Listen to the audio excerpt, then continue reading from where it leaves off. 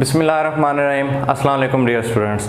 आज हम chapter 12 electrostatics का टॉपिक 12.10 करेंगे, जो कि है इलेक्ट्रॉन वोल्ट। ये topic as a long question कभी भी बोर्ड में नहीं आया, अलबत्ता इस टॉपिक में से शॉर्ट क्वेश्चन, एमसीक्यूज और न्यूमेरिकल आ जाते हैं। इस टॉपिक में हम इलेक्ट्रॉन वोल्ट की डेफिनेशन को देखेंगे और मैथमेटिकली उसकी डेरिवेशन को भी स्टडी करेंगे। तो स्टार्ट करते हैं सबसे पहले जो इलेक्ट्रॉन वोल्ट की डेफिनेशन से। It is the amount of energy acquired or lost by an electron as it moves through a potential difference of 1 volt।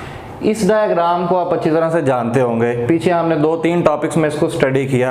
Start हमने किया था इलेक्ट्रिक पोटेंशियल डिफरेंस वाले टॉपिक से। यहाँ पर आपके पास 2 प्लेट्स हैं, एक पॉजिटिवली चार्ज और एक negatively charge. Positively charge plate को हमने बी से और नेगेटिवली चार्ज प्लेट को ए से रिप्रेजेंट किया हुआ है। और आपको ये जो ग्रीन कलर की लाइंस नज़र आ रही हैं, ये इलेक्ट्रिक फील्ड को रिप्रेजेंट कर रही हैं। तो अगर इस फील्ड के अंदर हम एक चार्ज को मूव करवाएं ए पॉइंट से बी पॉइंट की तरफ, तो उस चार्ज की जो एनर्जी है वो चेंज होती है और वो चार्ज एनर्जी गेन करता है जब हम उसको लो पोटेंशियल से हाई पोटेंशियल की तरफ मूव करवाते हैं। और यहाँ पर हमने एक चीज़ पढ़ी थी कि हमने चार्ज को इलेक्ट्रोस्टैटिक इक्विलिब्रियम में मेंटेन करते हुए इसको मूव कराना है ए पॉइंट से बी पॉइंट की तरफ। तो जैसे ही चार्ज इस बी पॉइंट पर आएगा, तो ये अगर हम यहाँ पर इसको छोड़ देंगे, इस पर कोई एक्सटर्नल फोर्स एक्ट नहीं करेंगे, तो ये चार्ज ऑटोमेटिकली मूव करेगा इस बी प्लेट से ए प्लेट की तरफ due to electrostatic force of repulsion by plate B and electrostatic force of attraction by plate A.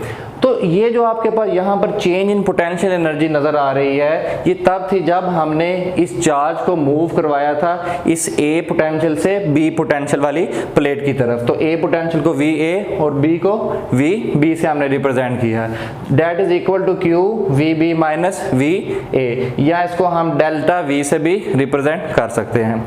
तो फाइनली जब हम चार्ज को बिल्कुल इस बी प्लेट के पास जाके छोड़ते हैं और उसके ऊपर कोई एक्सटर्नल फोर्स एक्ट नहीं करते जो उसको इलेक्ट्रोस्टैटिक इक्विलिब्रियम में मेंटेन करता है, तो चार्ज यहाँ पर रुका नहीं रहेगा, चार्ज मूव करेगा, जैसा कि आपको मैं बता चुका हूँ। तो वो बेसिकली उसकी मूवमेंट की वजह से उसकी जो पोटेंशियल एनर्जी है वो काइनेटिक एनर्जी में कन्वर्ट होना शुरू हो जाएगी।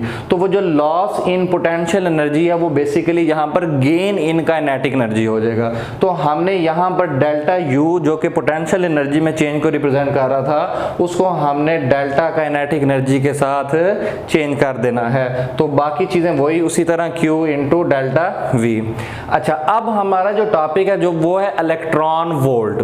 हमने यहाँ पर जो चार्ज है वो एक इलेक्ट्रॉन को कंसीडर करना है और एक इलेक्ट्रॉन के चार्ज को हम E से रिप्रेजेंट करते हैं, that is the charge on an electron. तो Q की जगह यहाँ पर मैंने सिंपली स्मॉल e लिख दिया।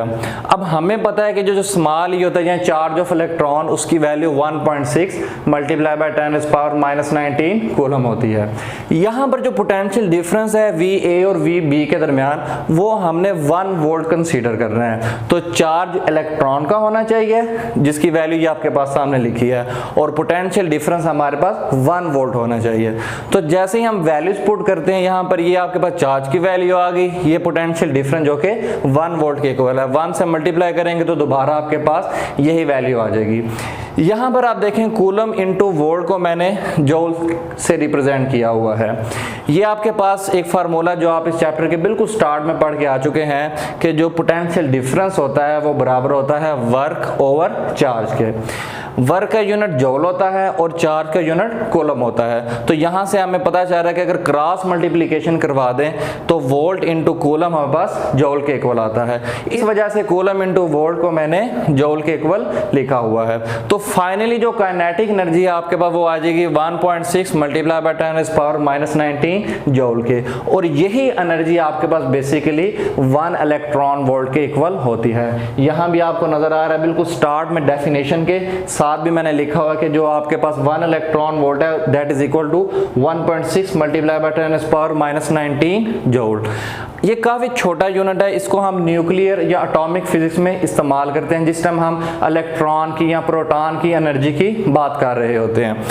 और इस चैप्टर के न्यूमेरिकल्स में भी आप देखेंगे कि वो हमें कहेगा कि हमने जो एनर्जी है उसको जूल के बजाय इलेक्ट्रॉन वोल्ट में कन्वर्ट करना है। तो जब भी हमने एनर्जी को जूल से इलेक्ट्रॉन वोल्ट में कन्वर्ट करना होगा तो हम ये वाला फार्मूला इस्तेमाल करेंगे। तो सिंपली क्या किया गया, 1.6 मल्टीप्लाई बाय 10⁻⁻19 को इस साइड पर ला के 1 से डिवाइड कर दिया गया। तो 1 जूल आपके पास बराबर आएगा जी 6.25 मल्टीप्लाई बाय 10⁻18 इलेक्ट्रॉन वोल्ट।